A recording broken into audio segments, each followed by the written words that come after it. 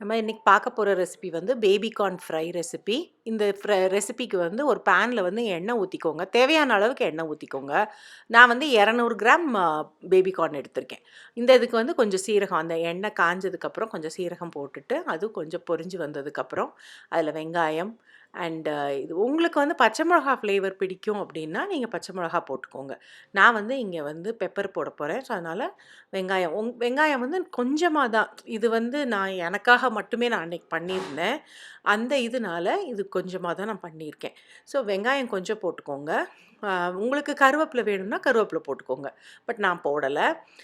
Baby corn வந்து நான் ஒரு 200 கிராம்ஸ் பேபி கார்னை வந்து இந்த மாதிரி ஸ்லைஸ் பண்ணியிருக்கேன். ஸ்லிட் பண்ணுற மாதிரி பண்ணியிருக்கேன். க்ராஸாக வெட்டியிருக்கேன்.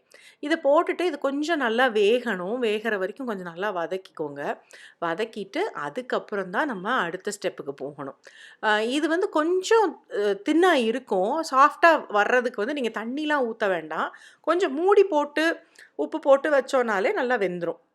இந்த ஸ்டேஜில் வந்து நான் கேப்சிகம் ஆட் பண்ணுறேன். நான் க்ரீன் கேப்சிகம் மட்டும்தான் ஆட் பண்ணுறேன். நீங்கள் வந்து வேறு கலர் கேப்சிகம் கிடச்சிதுன்னா நீங்கள் இதை ஆட் பண்ணிக்கோங்க. சரியா? ஸோ இப்போ இதை ஆட் பண்ணிவிட்டு இதை நல்லா மிக்ஸ் பண்ணிக்கோங்க. நல்லா வதக்கிக்கோங்க.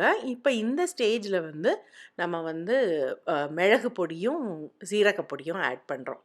இப்போ இந்த மிளகு பொடியும் சீரக பொடி மட்டும்தான் நான் ஆட் பண்ணுறேன். உங்களுக்கு நீங்கள் பச்சை மிளகா பிடிக்கும் அப்படின்னா நீங்கள் பச்சை மிளகா போட்டுக்கோங்க. அது போடுறீங்க அப்படின்னா நீங்கள் வந்து இந்த இதை வந்து கம்மி பண்ணிக்கலாம். இந்த ஃப்ளேவரை கம்மி பண்ணிக்கலாம். சீரக பொடி மட்டும் கொஞ்சம் போடுங்க. அது வந்து இன்னும் கொஞ்சம் டேஸ்ட்டாக இருக்கும். இதுக்கப்புறம் நான் உப்பு போட்டு இதை நல்லா வதக்கிக்க போகிறேன். இதை வதக்கிட்டு நான் வந்து இதில் தண்ணிலாம் நான் ஊற்றவே இல்லை. நான் தண்ணி ஊற்றாம தான் நான் வதக்கினேன். உப்பு போட்டோடனே அது கொஞ்சம் அந்த மாய்ஸ்சரைசர் அந்த மாய்ஸ்சர் வந்து வெளியே வரும். கொஞ்சம் தண்ணி விட்டு வரும்.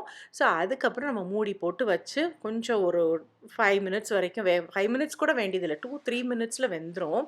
அதுவே நல்லா சாஃப்டாக. இது வந்து ரொம்ப சாஃப்டாக இருக்கக்கூடாது. பட் கொஞ்சம் க்ரன்ச்சியாக அந்த மாதிரி இருக்கணும். இந்த மாதிரி மூடி போட்டு வச்சிங்கனாலே போதும். ரொம்ப சாஃப்டாக இருக்கணும்னு அவசியம் கிடையாது. கொஞ்சம் க்ரன்ச்சியாக சப்பாத்திக்கு கொஞ்சம் கடிக்கிற மாதிரி இருந்ததுன்னா ரொம்ப டேஸ்ட்டாக இருக்கும்.